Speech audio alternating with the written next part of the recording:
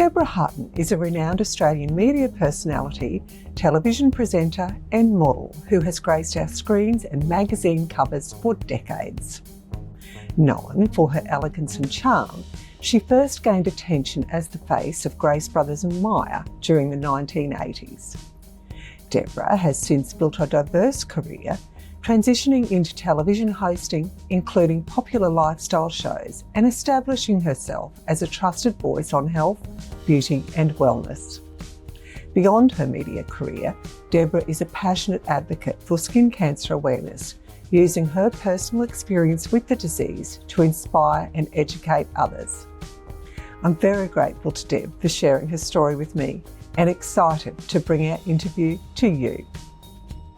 Deb, thank you so much for joining me. I've been so excited, and I think all my friends have been too, because every time I tell someone that I've had this lined up, we just love Deborah Hutton. Oh. So you're very popular. But before we get talking about you, yes. Now you live at Coaldale, is that right? Close to Coaldale, yes, correct. So have you met Mark Dompkins and Anna? So Mark, and the only reason I think that's where they live, but they have quite a bit to do with Earthwalker, the little cafe where you had a function. And Mark and Anna run an amazing charity called Forever Projects, and they support women in Tanzania. And they have 3 children of their own, and they've adopted 3 children from Tanzania. So they have 6 kids. And but anyway, he is the most beautiful man. So I hope you get to meet Mark and Anna at I'm sure at some stage. I tend to I meet a lot of people. I'm never shy, so I just always chat to anyone, and someone comes up, I just have a chat. And I love the local RSL because it's a real community hub, just down from Earthwalker, and they've done a bit of a number on it, and it's just really lovely. So yeah, you get to meet. I've met lots of people since we moved down here, so it's a great sense of community, and it also feels like I'm living in the 1970s, which I have to say is yeah.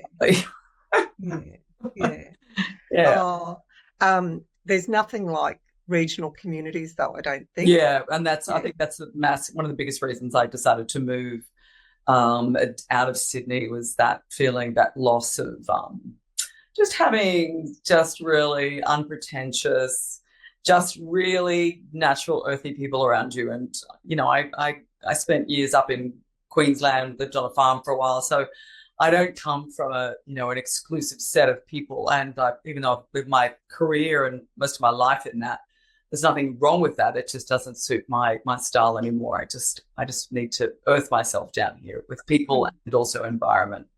Because you spent some time in Stanthorpe, didn't you? I did. Yeah, Glen Applin. Yeah, we had a huge stone fruit and grape orchard, and I remember those years. I loved those years. It was great. It was kind of hard work because you're always on the farm doing stuff and packing peaches and all the rest of it, and so you're always made to pull your weight. But I loved it. Looking back, I think it's been one of the best experiences as a kid you can have. So I think that's why the city sort of it's great. And then you just go, okay, I'm done here. So I love the fact that we're only an hour or so away from Sydney. So if I need to go up, I need to go up. I went up yesterday because I was renovating. I've been renovating an apartment. And I went up yesterday and it's like, run around, do some stuff, grab some things, and then drive back, and it's easy. And plus I can get the train up. That's just over an hour. So, and that's easy. It's just stress-free, do some stuff, listen to podcasts and stuff. So yeah, it's very much a changing of guards in terms of how I live, and it's for the better, that's for sure. Deb, I want to start with your childhood, because your mum and dad separated when you were 2, and your brothers lived with your dad, and you lived with your mum. So what did that look like? And I mean, I guess you were so young, you didn't know any different. So do you think, looking back, that made the situation easier, or? Oh, look, I mean, look, in hindsight, I think it's very sad, and certainly the family courts wouldn't do anything as terrible as that today. But as a kid, you only know the world that's in front of you. You don't have the value of hindsight, because it's like, we used to see each other maybe once or twice a year. I think they'd either come up on the train from Sydney or I'd go down.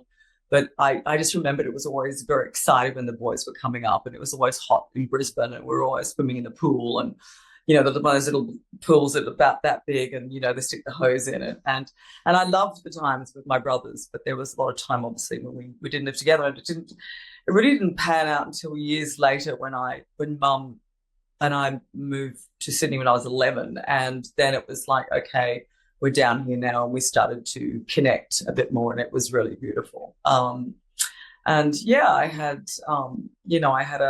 it was an interesting childhood. I think the thing about being brought up with a single mum in the 60s was, it was very difficult for her, and she, working in those days as a woman was just really challenging because there weren't that many jobs. She was supposed to be at home with kids and all the rest of it. And, she went through a really hard time with divorce law and all sorts of things. So I think the good thing is whether it's good or bad, no such thing, but that sense of real independence from my mother. She really was, she was the one who decided there was more of a life for both of us in Sydney that she could, really sort of, because she ended up training as an accountant and going and working in computers and legal services and stuff. So she's very bright. So I think what she had in me was a sense of just standing on your own 2 feet and just getting on with it and making the most of what you got. And what we didn't have, obviously, was a home family environment. It was just Mum and I. And then I think with my brothers, when I later connected with them, when we were sort of teenagers and then getting into the 20s, it was really lovely. But unfortunately, just over time, things just happened. And sadly, they're no longer here with us anymore. They've passed on. And David, my eldest brother, has left 2 really beautiful, beautiful boys. He died of liver cancer and left a baby. Little Joshy was just a baby, and then Jack, who's now 20, and Joshy's 18, and they're the most delicious, delightful, beautiful boys that were brought up in the Southern Highlands with Annie, and Annie being their mum. Just that was a real sense of community bringing those boys up, and they're just such a gift. So it's interesting with family, it's kind of, we have a very small family. Those boys are really like my only true kind of blood relatives. And other than Mum, who's hanging in there. And so it's, it was interesting. But as I said, with kids, you don't know. You just know the days in front of you. You don't overthink it, so you just get on with it. And that's the way it was. Deb, sometimes I think if we were able to look on life as kids do, we'd probably be a whole lot happier because we'd worry a lot less, wouldn't we? And we wouldn't question so much. We'd just take it in our stride, But 100%. Anyway. 100%. There's, and this is an interesting point because I think, my partner is a meditation teacher and he's very childlike. He says, I'm childlike but not childish. There's a difference. And childlike is something that I think we should all try and hang on to a little bit more because you do see the lighter side of life and you don't take anything as seriously because we play so much in our head that's forward. We go, oh, what happens about this? And I can't do that, or I need to plan this, or I need that job to be happier. I want this house, or whatever it is, where, our mind is forward. Whereas with kids, they're right in the present. They're right there, right now, whether they've got a box in front of their hand, a football or whatever it is, they're very much living in the moment. And sadly, as we get older, we don't. We have a lot of past. So we have a lot of past life that we kind of, oh, woe is me, and that happened and whatever. Or it's like, oh my God, how are we going to get through this? And whatever it is, our mind is in the future. And the thing about being with kids, I think, and having kids is that when you're with them, it's the most enjoyable time because you get to be childlike with them, which is, I think, is such a gift. And that then keeps you young. But I don't know. Yeah. And how lucky that, how fortunate and what a gift your 2 nephews must be, because your other brother had a terrible accident, didn't he? And so that really changed how his life was. Oh yeah, significantly. He had a massive brain injury from an incident falling off a railway bridge onto St. Peter's railway station onto the train tracks on a Friday night. Lucky he wasn't killed, but He was in a coma for, God, 8 weeks or something, and he never thought he'd live, but he did with a massive brain injury. So, yeah, so he was with us, but sadly, a side effect of a brain injury was epilepsy. And even though he had 24-hour care, sadly, one night he had a fit, an epileptic fit, and he fell out of bed. The carers didn't hear him, and yeah, they found him the next day. So, but he was just the most beautiful. He was the most amazing person. He was an amazing human being. His injury, I don't know, it was really interesting. He was incredible. So yeah, we lost him. David and Rod, we lost him within a year. Both of them were months, so that's pretty difficult. Well, that just so tough on both you and your mum. Yeah. Oh my gosh, yeah. Yeah.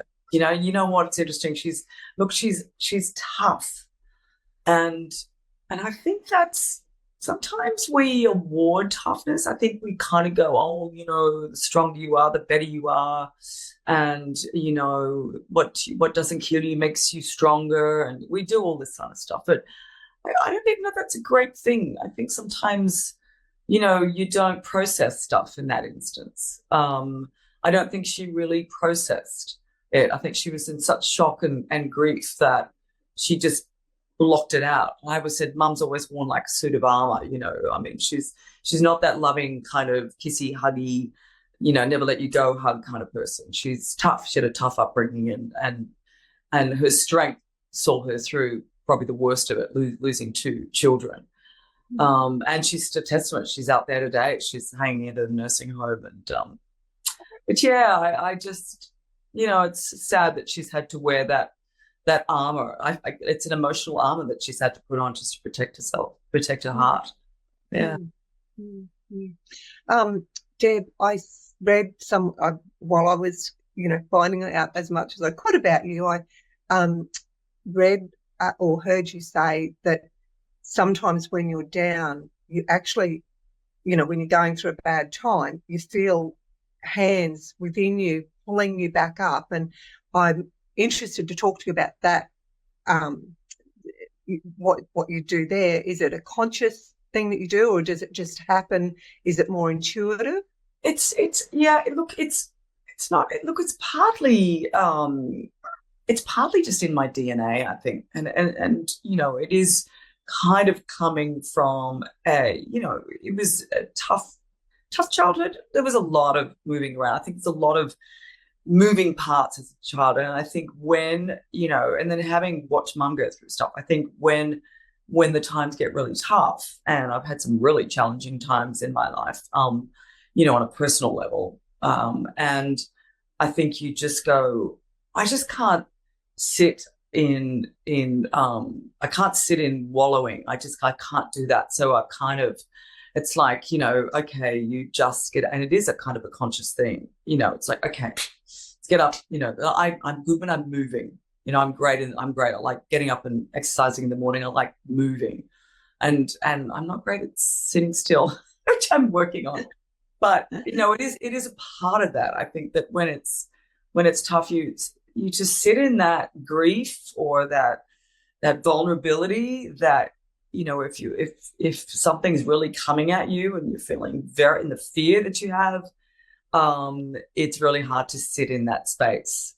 And I think by having I've got some very dear friends around me who I'm just so lucky to have that.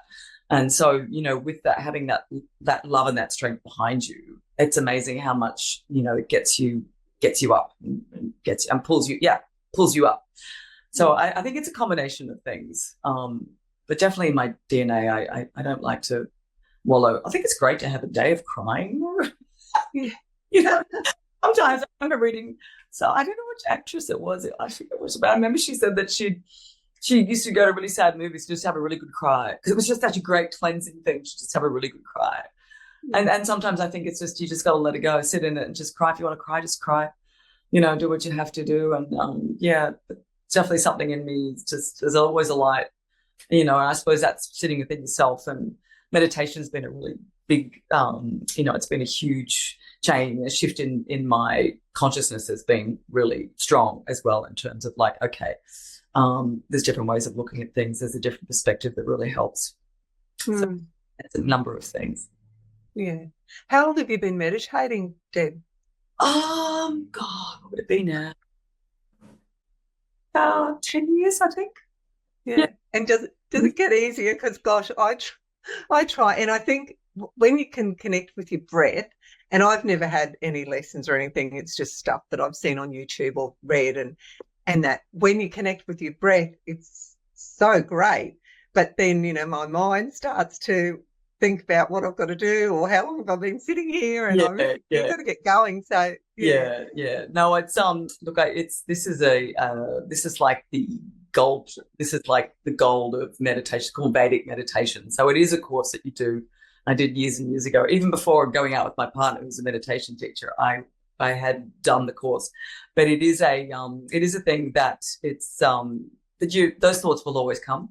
You'll always sit there with thoughts, and the thing is just to let it go, just to go, yeah, okay, I get you. All right, let's just go back.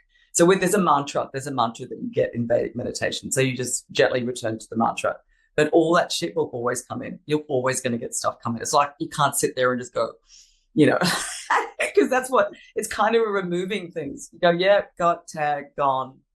Okay, here comes another. Yeah, all right, bugger off.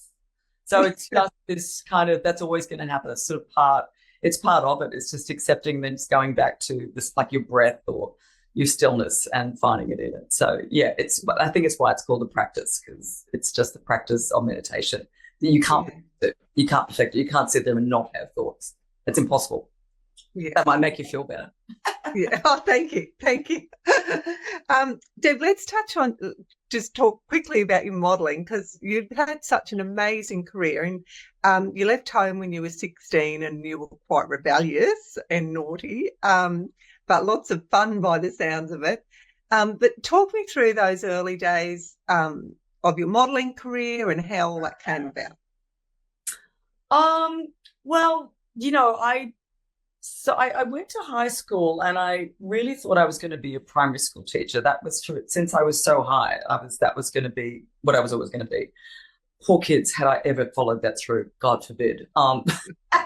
Anyway, 16 just started fifth form, whatever it's called. And I don't know, I just had a bit of a thing, and I just was getting bored, I think. And I met this guy. He was 10 years older, and we kind of started seeing each other, and then it was just like, he was the one who said, you could be a model.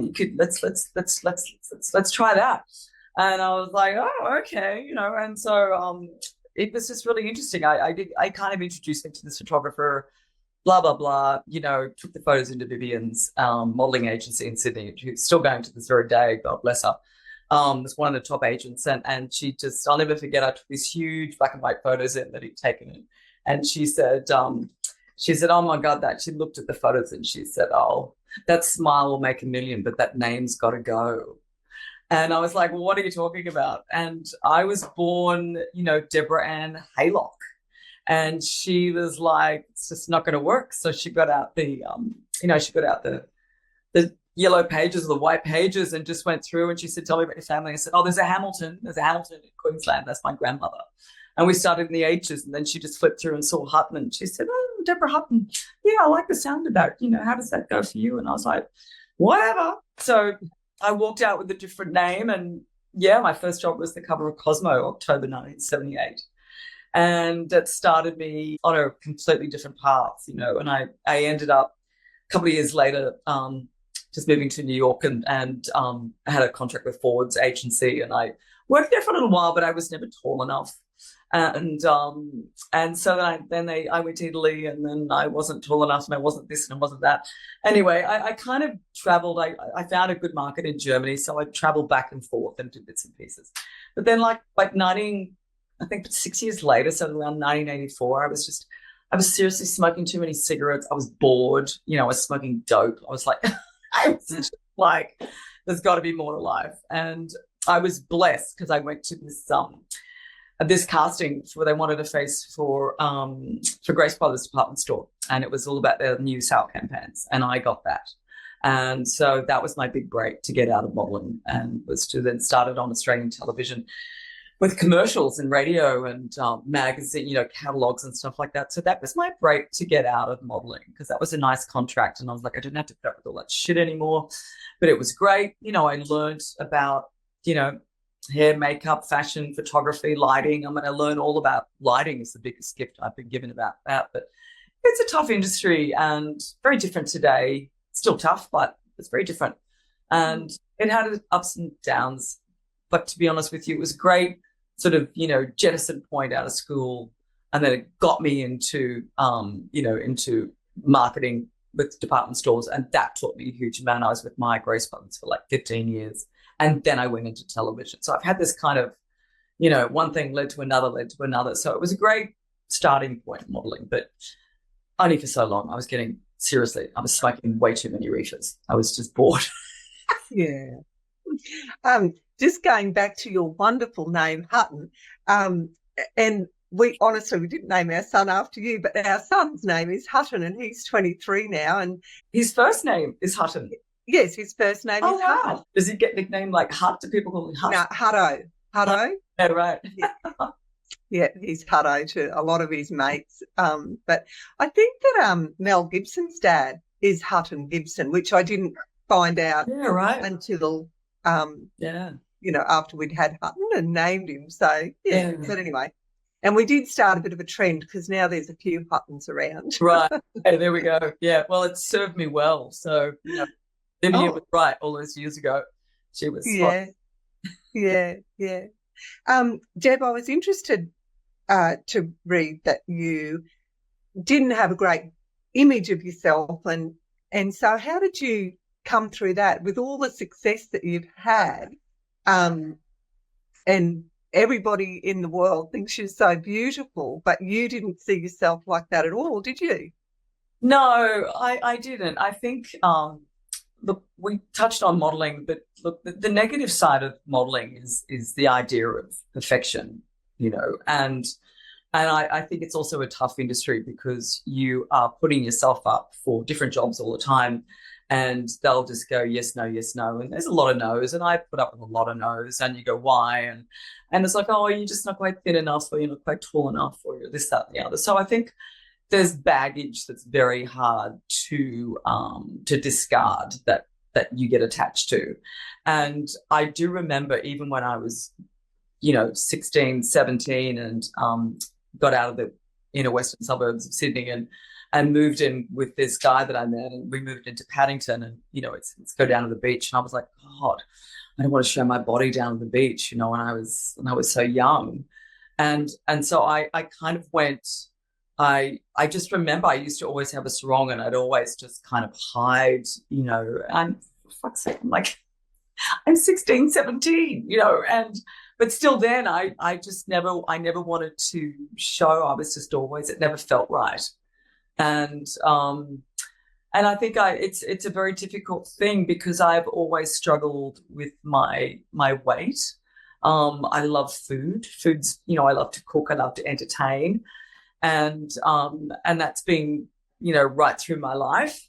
And it's sort of been the opposite. If you're modeling, you've got to fit into these clothes and blah, blah, blah. And then if you're on television, it puts on weight, the camera puts on weight, so you've got to be a certain size. And so because my life has been so much in the public eye, it's this whole thing about, trying to sort of fit in and trying, when you're hosting stuff, and, you need to fit into sample clothes because that's all they've got. And so you're kind of working with stylists and television and blah, blah, blah. So the whole thing is about trying to be a certain size. And I've never been that size. So I've always had a problem with it. And to be honest with you, I still struggle with it, A friend of mine said years ago, which is so true and plays out, this is in my late 30s, and she said to me, I don't know, she said, look at you look great. She said, in 10 years' time, you'll look back and wish you had the body you have today.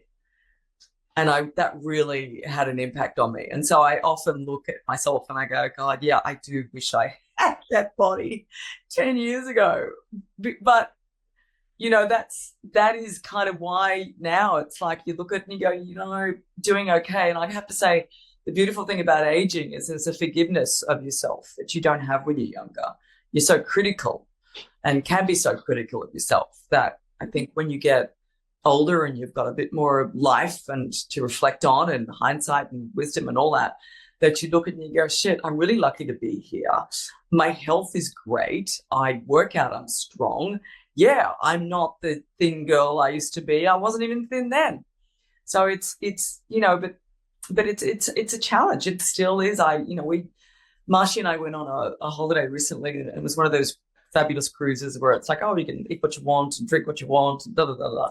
So we got back about, I was like, shit, I'm carrying over 4 kilos. So I've just been like, okay, it's time to get rid of that again. Here we go again. It's just like this ups and downs of trying to maintain. I was never born to be a thin person, and I still struggle with it a bit, but what it is, you know, I try not to. Yeah, and it's hard, you know. It'd be great to be able to see ourselves as other people see us, wouldn't it? Sometimes, yeah, it would be. It would be fantastic, and that's actually a really good point, because in terms of having confidence, I'm getting away from body image, but moving into if someone's actually got a business, or if you've got a new job, or if you're pivoting, doing something new, and you lack confidence, or you just sort of have some doubts about what you're doing. One of the things that's really important is to have champions in your life that see you differently, that believe in you and can see that you're capable of stuff that potentially you can't see yourself.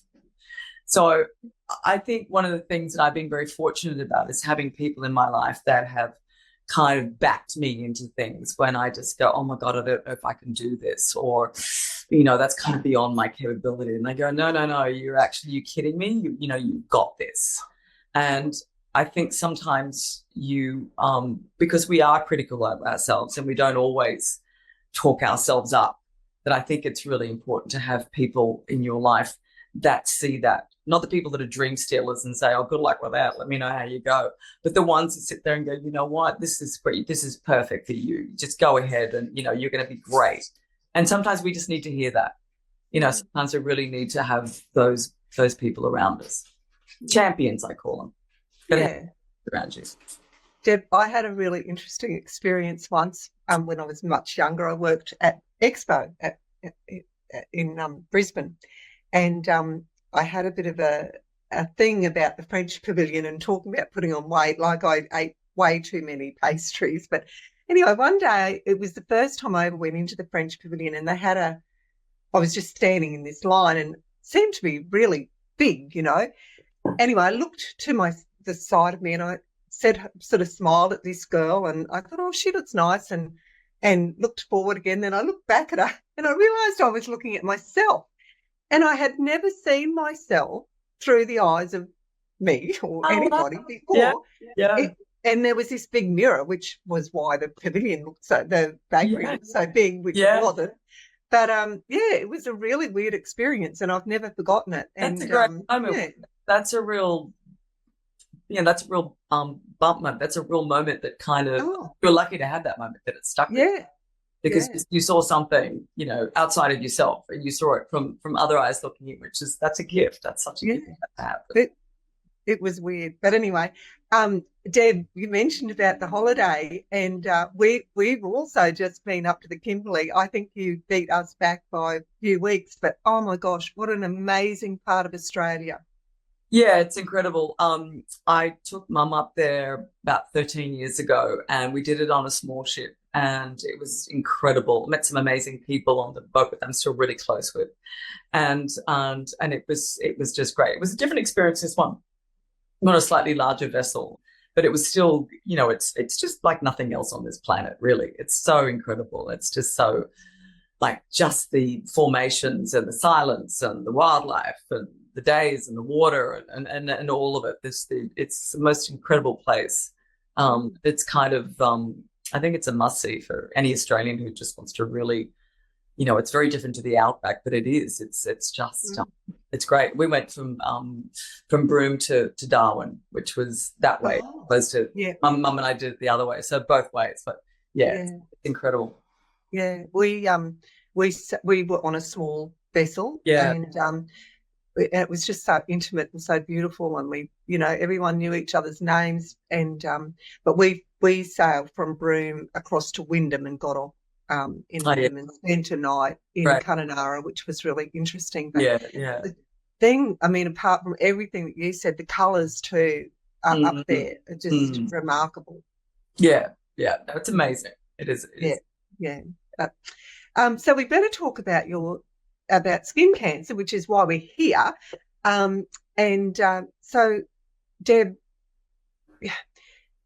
tell me about how you first found it, because it was only very, very small, wasn't it? And probably most people wouldn't even consider that it might be a problem. Look, I had about it was 2015 or something like that. 2015. I had a previous incident with skin cancer, and it was. I remember I was down in Melbourne, and I was seeing a derm, and there was this little kind of red dot here, and I remember that he said, "Oh, we'll just keep an eye on it," and I went, "Okay." And times passed, I went in, and he's like, "Oh, it's okay. And then I went down to Melbourne and I hosted this big gala function. It's 11 o'clock at night. Go back to the hotel, and I used a warm face cloth. And as I sort of took it away, I noticed it was bleeding, and I was like, oh, shit.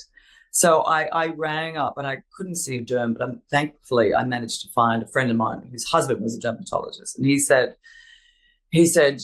get in here as quick as you can. So I did. And he said, right, you need surgery ASAP. And I went in, and so I've got a photo here. So this was taken, I think it was 2015. So this is my first bout with skin cancer.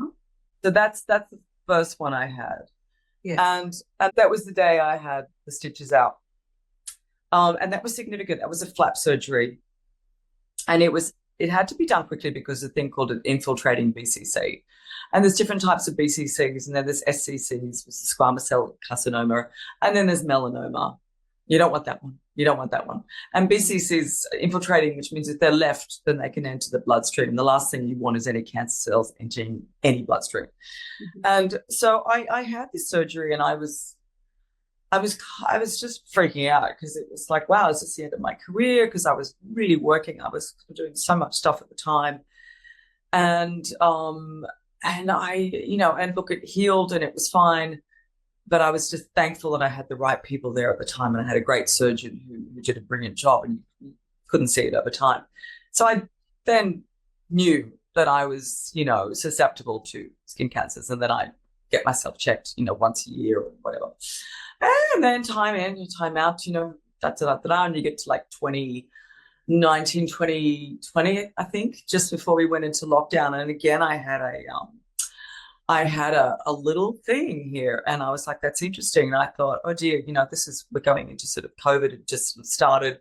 We weren't quite in lockdown, but things were happening. And I went in to see the derm, and she said, I think we're going to have a biopsy on both of those. And I was like, what do you mean both? And she said, there's two. I couldn't even see the other one. To the naked eye, I couldn't see, but even with the magnifying, I couldn't see what they were talking about. And sure enough, they said, if you don't get in here now, all of the pathologists are about to be told to stay at home and go into lockdown. Things are closing, so you better get in here now, because if you don't, I don't know where we're going to be getting back onto it again. And so it was diagnosed that there was the same thing in the same area. Not because they didn't get it the first time. It's just what happens if there's a weakness in the skin and there's been trauma to the skin. The cancer cells target that area. And sure enough, I went in. Thankfully I got the same surgeon, and we went in, and then and that's where that came from. Oh, so that's same place, exactly, but bigger. And it just and I posted it because I thought it was such a brutal image, and it just went viral. I think people were shocked by it, which is the best thing that ever happened, because it just opened up the whole world of talking about skin cancer and, why did it happen and what can we do about it? And yes, it's shocking. Are you okay? I'm like, yeah, I'm okay because I got onto it early. That's why I'm okay. And I suppose my biggest message, my passion now outside of sort of renovating is spreading the word about, sun protection, getting your skin checked. Getting your skin checked is the most important thing you can do. If you leave this stuff if you just put your head in the sand and go, I'll check it later, and you never do anything about it, you don't know what the hell's working away against you. And it's very difficult. It's very difficult in this country to see really good skin doctors, particularly in rural and regional areas. It's challenging, which is why there's a number of different charities that get these mobile screening units, and they get them out there into the bush because they're the most, that population out there works out on the land. They're completely blasted by the sun, and they're the ones who need it the most. But yeah, it's number one killer, skin cancer. The thing about it is it's preventable. It's highly preventable. So my passion is talking about it. So in a way, that's kind of like the best thing that ever happened to me. It's amazing. This morning I was watching the news, and Princess Catherine's just finished her chemo, and she said, out of darkness can come light. And I thought of you straight away because I know how you feel that this is the best thing, one of the best things that's ever happened to you, because it's given you an ability to help other people through your lived experience. Yeah. And, especially for our young people, our age, we're dealing with what we did when we were young. Yeah, that's right. And, I've always tried to instill into my kids the importance of wearing sunscreen. And, I spent well, I'm just trying to think when I lost control of the children, but it was around about 15, I think, when they stopped listening to me. But he's still pretty sun conscious now. But I do see Hutton, he's got a bit of a, neck, a bit of a red neck here. Yeah. And think, oh my gosh, Hutton, I've wasted all those years trying to teach you that. Look, yourself. We've been through it. We've got a beautiful lifestyle in this country. We love the sun. We get out there and, we walk, and we ride horses. We're out there, we garden, we go to the beach, we have lunch, we, barbecues, whatever it is. We've got to create a relationship with the sun. You can't just block it out and not have a life. You've got to be able to live your life and enjoy your life, but also just be really sensible about how you do that. That's the trick, and we know what it's like when you're young, because you think, oh God, I'll deal with that later, and you think it's never going to happen to you, and you just kind of go, oh God. But there's all these oldies are saying this, that, and the other in their 60s and 70s and whatever, and I know better. And I'm looking out there, and it's like, yeah, the beaches are still there, and the bikinis are like they were in the 80s. They're up their ass, and they're basically out there, and they're just lying there. And I doubt they've got 50 plus, and I doubt it very much. Very hard to get that message across because when you're that age, you think you know everything anyway.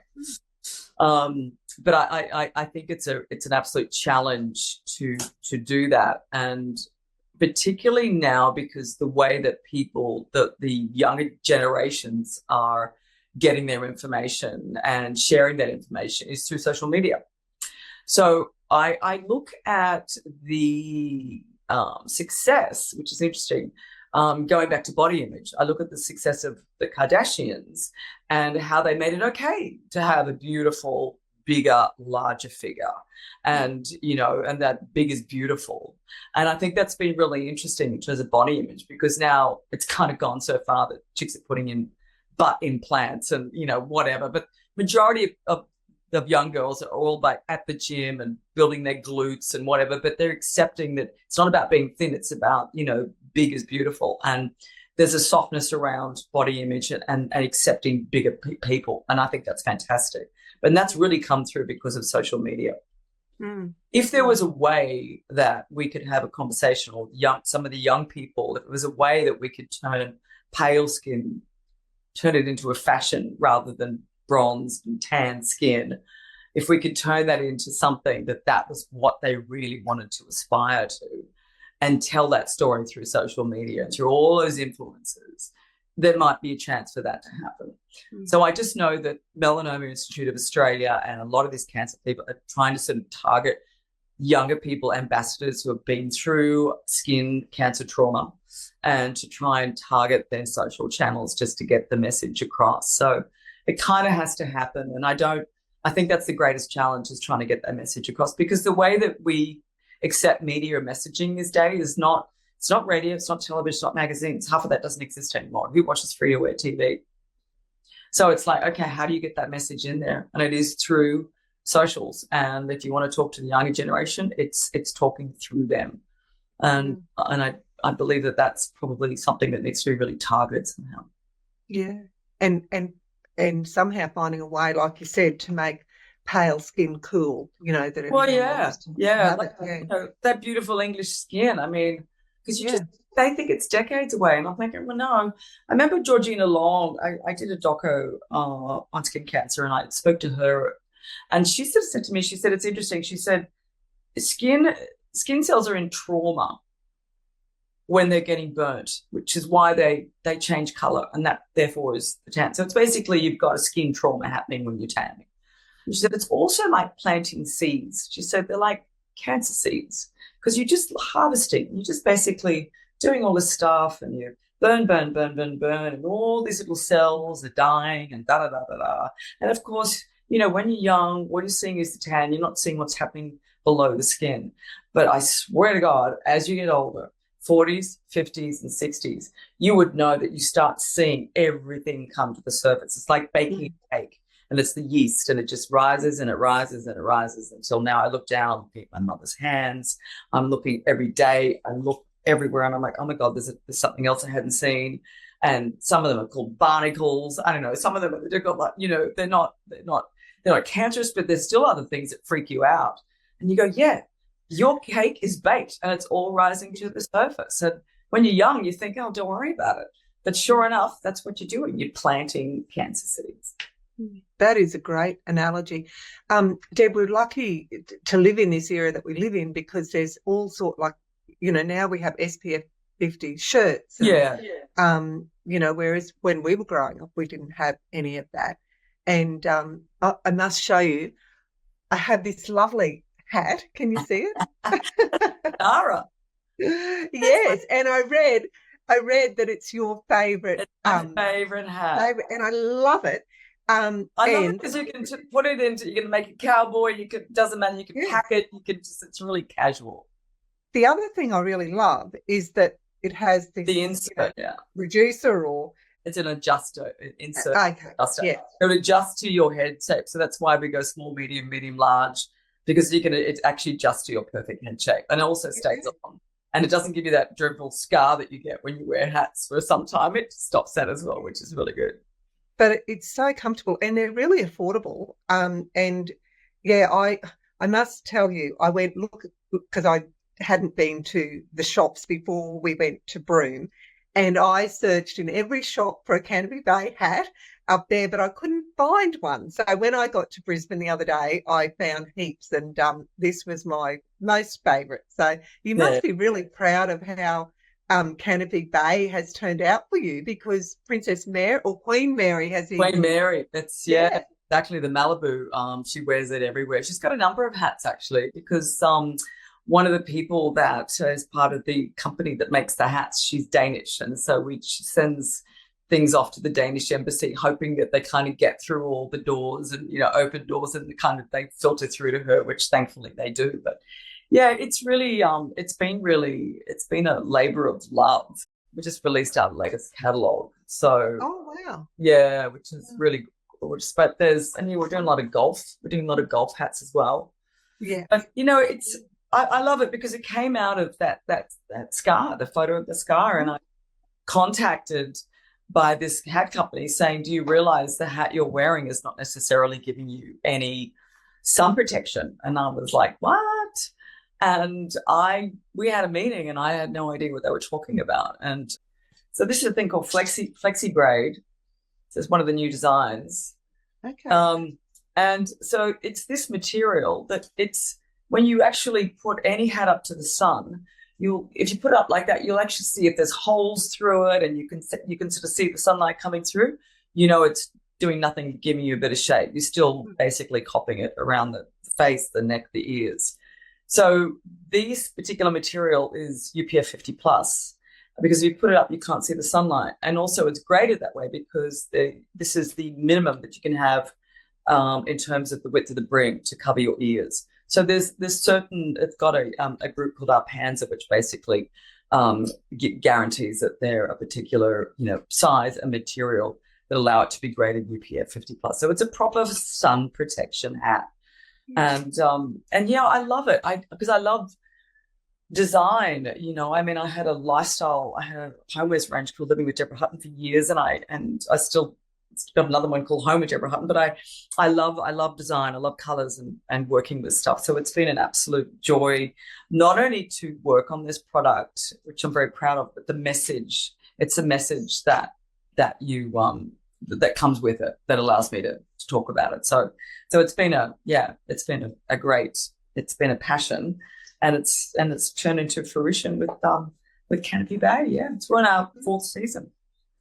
So Deb, where do you have them manufactured? Because most people go offshore. Do I have? Oh, there you go.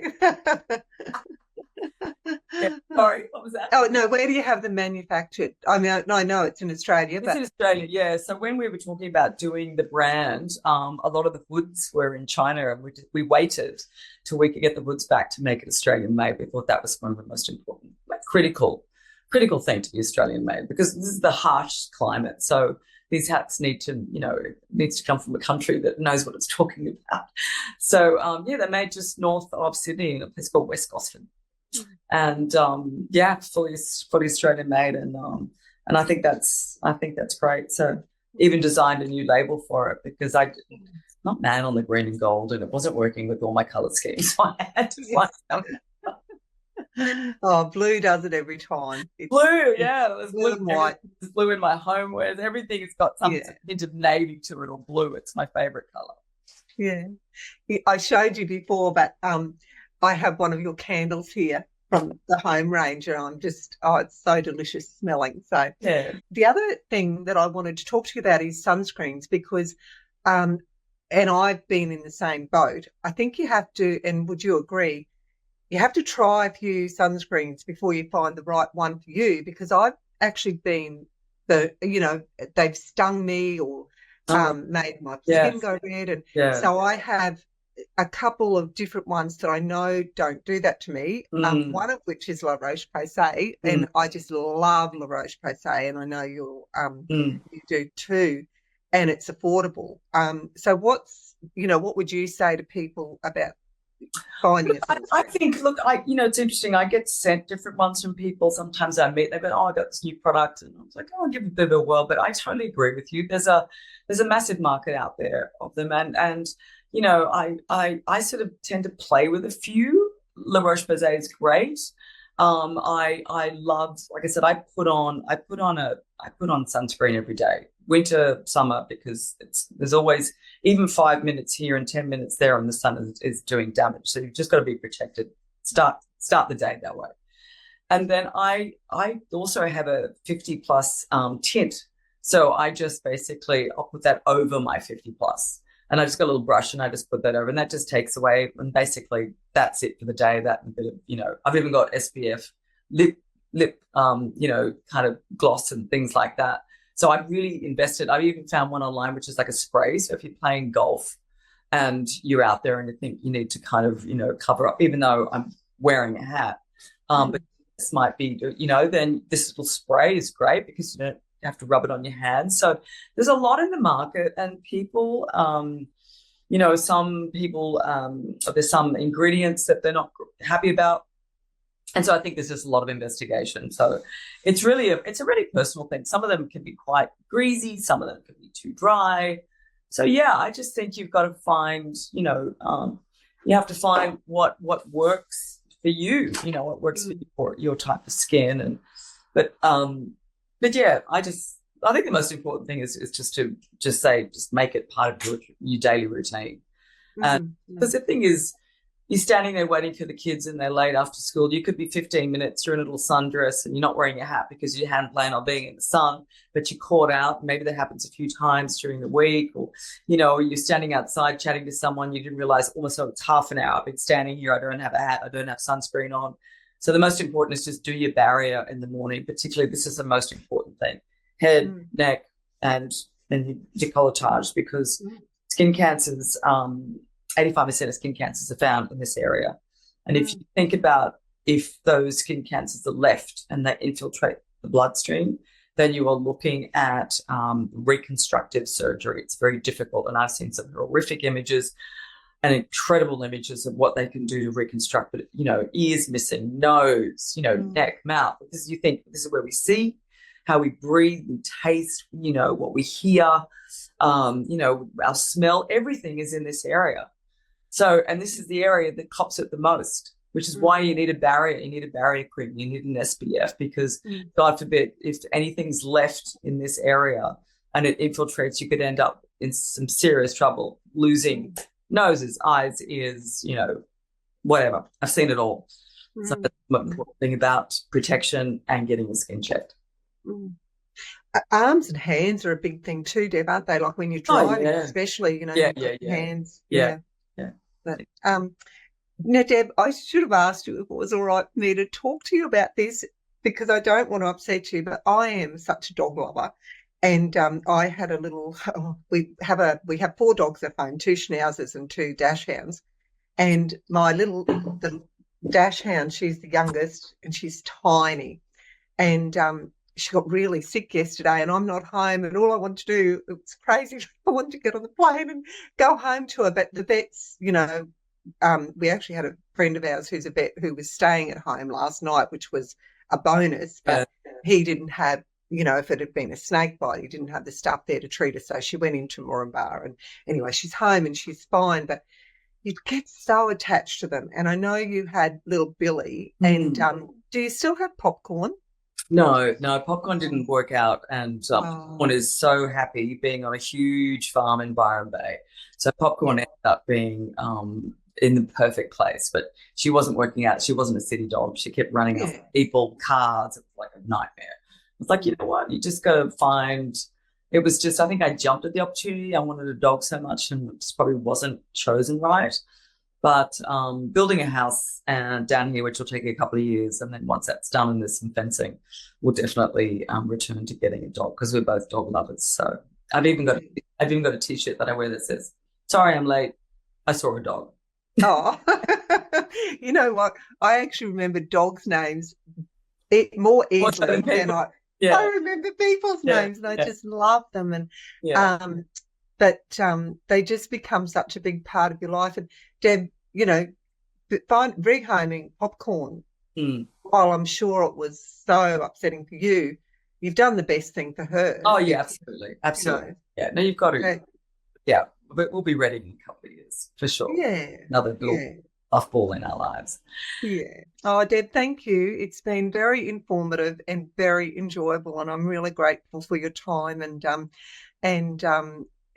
for you sharing your knowledge, especially about skin cancer and the importance of covering up. So thank you so much, and maybe one day our paths will cross. Yeah, thank you so much, Kelly, and it's lovely to chat to you, and enjoy your time. I hope your little puppy's okay.